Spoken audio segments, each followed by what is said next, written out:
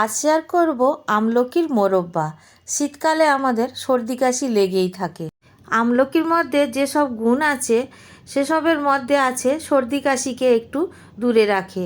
আর তাছাড়া পেটের জন্য অনেক উপকার, মাথার চুলের জন্যও অনেক উপকার। শীতকালে আমলকি সস্তা থাকে, তো এই সময় যদি আমলকির মোরব্বা বানিয়ে আপনারা বাড়িতে রেখে দেন তাহলে অনেক দিন ধরে খেতে পারবেন। নমস্কার বন্ধুরা, আমি আলপনা সিম্পলের টেস্টিতে আপনাদের সবাইকে স্বাগত। আমার চ্যানেলে নতুন বন্ধু হলে আমার চ্যানেলটিকে সাবস্ক্রাইব করে পাশে থাকার অনুরোধ রইল। অলরেডি যে বন্ধুরা আমার পাশে আছেন তাদেরকে জানাই অসংখ্য ধন্যবাদ। এখানে আমি আমলকি নিয়েছি 500 গ্রাম। তো এই আমলকিগুলো একটু ডাসা ডাসা মতো নিয়েছি, একেবারে কাঁচা নিইনি। বেশি কাঁচা হলে বেশি কষ্ট হয়, তো একটু ডাসা দেখে নিলেই ভালো। আমলকিগুলো ধুয়ে পরিষ্কার করে একদম শুকিয়ে নিয়েছি কটনের কাপড় দিয়ে মুছে। তো এখন একটা ছুরি দিয়ে এইভাবে আমলকিগুলোকে কেটে নেব। অল্প অল্প করে ছিদ্র করে নিতে হবে, খুব বেশি কিন্তু বড় করে কাটবো না। আপনারা নিশ্চয়ই দেখে বুঝতে পারছেন। আপনারা চাইলে টুথপিক দিয়ে একটু একটু করে ছিদ্র করেও নিতে পারেন। যেভাবে হোক একটু ছিদ্র করে নিতে হবে। সবগুলোর করে নিয়েছি একইভাবে। তো এখানে একটি পাত্রে আমি নিয়ে নেব, আর একসাথে এর মধ্যে দিয়ে দেব 1 কাপ চিনি। তো এখানে 1 কাপ চিনি দিচ্ছি, আপনারা চাইলে কম বেশি করে নিতে পারেন। চিনিটা দেওয়ার পরে অল্প একটু লবণ দিয়ে দেব। স্বাদ অনুসারে লবণ দিচ্ছি। এখানে আমি 1/4 চামচ লবণ দিলাম। খুব বেশি লবণ দেওয়ার প্রয়োজন নেই, তবে অল্প একটু লবণ দিতে হবে। এই পাত্রে রেখে খুব ভালোভাবে মেশানো যাচ্ছে না, তো আমি একটা বড় পাত্র নিয়ে নেব, তার মধ্যে নিয়ে নেব। তাহলে কি হবে, খুব ভালো করে মেশানো যাবে।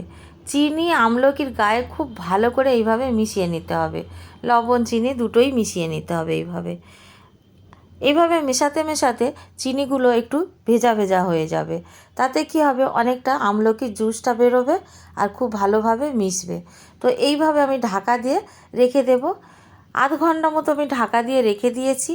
তো এখানে আমি আরও একবার মিশিয়ে নেব। চিনিগুলো অল্প অল্প ভিজে গেছে, আরও একবার মিশিয়ে ঢাকা দিয়ে রেখে দিলে তাহলে খুব ভালোভাবে মিশে যাবে। তো দেখুন আমি এইভাবে ভালো করে মিশিয়ে নিচ্ছি। আমলকির যে জুসটা আছে খুব ভালোভাবে কিন্তু বেরিয়ে আসবে। তো এইভাবে চিনি দিয়ে মিশিয়ে আরও কিছুক্ষণ ঢাকা দিয়ে রেখে দেব। তো দেখুন চিনিগুলো এখন কিন্তু ঝরঝরে আছে, খুব ভালো করে ভেজে নিই। অল্প অল্প ভিজেছে।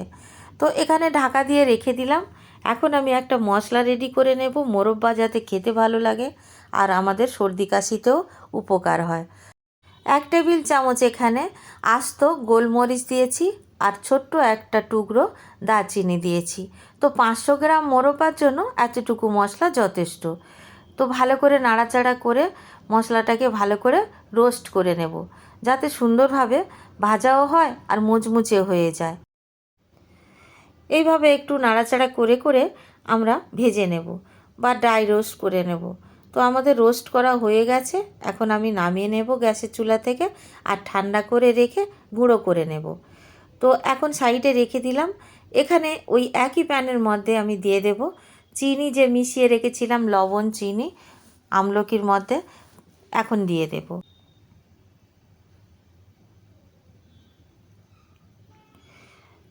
ভালো করে নাড়াচাড়া করতে হবে। তো আমরা গ্যাসের ফ্লেমটা মিডিয়াম আঁচে রেখে প্রথমে নাড়াচাড়া করব, পরে কিন্তু লো ফ্লেমে করে দিতে হবে। তো এইভাবে ভালো করে নাড়াচাড়া করতে করতে চিনিগুলো একদম গলে যাবে আর একটু আঠালো হয়ে যাবে, আর শুকনো শুকনো লাগবে। আপনাদের মনে হতে পারে পুড়ে যাবে বা চিনিগুলো শুকিয়ে যাচ্ছে, কি করে বানাবো, কিন্তু এই অবস্থায় একটুও অসুবিধা হবে না। গ্যাসের ফ্লেমটা লো করে দেবেন, দিয়ে নাড়াচাড়া করবেন। আমলকির জুস যখন বেরোতে শুরু করবে তখন কিন্তু আর পুড়বে না। আপনারা দেখে নিশ্চয়ই বুঝতে পারছেন এখন কিন্তু আমলকির জুসটা বেরোতে শুরু করেছে, সেজন্য আর চিনিগুলো পুড়ে যাওয়ার সম্ভাবনা থাকবে না।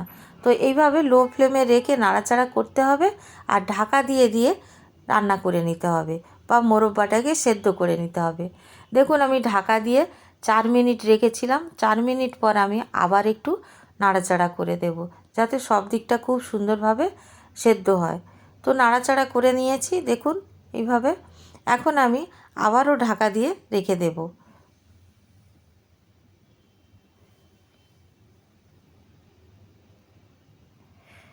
5 মিনিট পরে আমি আবার ঢাকা খুলে আপনাদের দেখাচ্ছি। দেখুন আমলকির যে ভিতরে জুসগুলো ছিল কতটা বেরিয়ে এসছে, আর চিনির শিরা মতো একটা তৈরি হয়ে গেছে।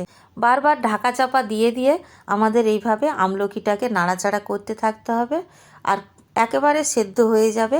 আমি আপনাদের দেখিয়ে দেব, সুন্দরভাবে সেদ্ধ হয়ে যাবে, কোনো রকম জল দেওয়া যাবে না বা ভিজা রাখা যাবে না। তো আমি সেজন্য রান্না করার আগে কিন্তু ভালো করে শুকনো করে মুছে নিয়েছিলাম। নাড়াচাড়া করতে করতে যখন এই রকম চিনির শিরা মতো তৈরি হয়ে যাবে, তখন আমরা ভেজে রাখা মশলাটা যে গুঁড়ো করে রেখেছিলাম, গোলমরিচ আর দারচিনি, সেই মশলাটা কিন্তু দিয়ে দেব। তো এখন মশলাটা দিয়ে দেবার পরে আবারও আমরা নাড়াচাড়া করতে থাকব। গ্যাসের ফ্লেমটা এই পর্যায়ে লো টু মিডিয়াম আঁচে আছে, তো সেইভাবেই কিন্তু রেখে পুরো আচারটাকে রেডি করে নিতে হবে। সুন্দরভাবে এভাবে নাড়াচাড়া করতে করতে এখন আমরা দেখে নেব মোরব্বা সেদ্ধ হয়েছে কি না। সুন্দরভাবে সেদ্ধ হয়েছে কি না সেটা ভালো করে চেক করে দেখতে হবে, তা নইলে কিন্তু মোরব্বাটা বেশি দিন থাকবে না, কাঁচা রাখা যাবে না। সুন্দরভাবে ভেতর পর্যন্ত সেদ্ধ হয়েছে কি না দেখে নেব। দেখুন আমি একটা তুলে নিয়ে এইভাবে আপনাদের দেখাচ্ছি। অনেকটা গরম আছে, আমি হাত দিয়ে এইভাবে দেখাচ্ছি। ভিতর পর্যন্ত খুব সুন্দরভাবে সেদ্ধ হয়ে গেছে। এখন আমি আরও একটু নাড়াচাড়া করে নেব। 2 থেকে 3 মিনিট খুব ভালো করে নাড়াচাড়া করে নিলেই হবে। মিডিয়াম আঁচে এখন নাড়াচাড়া করে আমি এখন গ্যাসের ফ্লেমটা অফ করে নামিয়ে নিয়েছি। এখন আমি ঠান্ডা করে নেব। ঠান্ডা করার জন্য আমি একটি পাত্রে তুলে নেব। দেখুন কতটা লোভনীয় হয়েছে।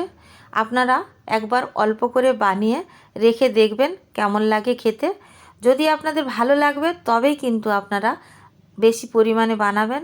সব সময় অল্প পরিমাণে বানিয়ে দেখবেন, যাতে আপনার কোনো জিনিস নষ্ট না হয়। কারোর জিনিস নষ্ট হলে আমাদের ভালো লাগে না, কেন কি সবাইয়ের পরিশ্রমের টাকায় জিনিস কেনা। তো আপনারা কিন্তু অল্প করে বানিয়ে দেখবেন, যদি ভালো লাগে তাহলে বেশি পরিমাণে বানিয়ে নেবেন, আর বেশি দিনের জন্য রেখেও দিতে পারবেন। তো দেখুন আমি এইভাবে কিন্তু একটি পাত্রের মধ্যে রেখে দিলাম। ভালো করে ঠান্ডা করে নিতে হবে, আর তারপরে কিন্তু একটা বয়ামে তুলে নিতে পারেন। আমি ঠান্ডা করে নেবার পরে একটা বয়ামের মধ্যে তুলে নিয়েছি, আর একটা আমি রেখে দিয়েছি যাতে আমরা এখনই খেতে পারি। তো বন্ধুরা আমি পুরোটাই কিন্তু বয়ামের মধ্যে তুলে নিয়েছি। বাড়িতে বানাবেন, কেমন লাগলো কমেন্ট করে জানাবেন। রেসিপি যদি ভালো লাগে একটা লাইক দিয়ে দেবেন। আমার চ্যানেলে নতুন বন্ধু হলে সাবস্ক্রাইব করতে ভুলবেন না যেন। আজকের এই পর্যন্ত, দেখা হবে পরের ভিডিও নতুন কোনো রেসিপির সঙ্গে। সুস্থ থাকবেন, ধন্যবাদ, নমস্কার।